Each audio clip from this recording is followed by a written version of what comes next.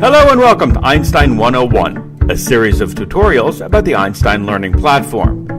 In this tutorial, we'll be learning about the temperature sensor. Monitoring temperature change is a key part of many scientific experiments.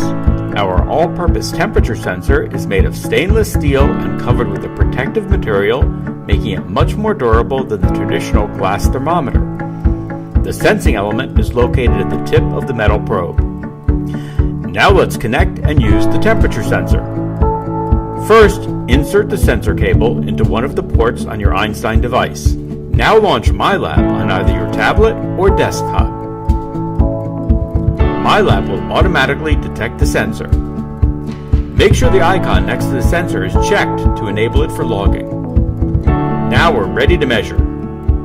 Start measuring by selecting the Run button. Now let's pour some hot water in the cup and see how the graph changes with the temperature.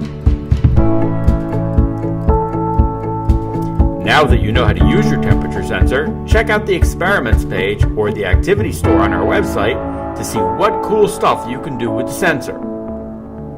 For more information, check out our other tutorials available on the Einstein YouTube channel.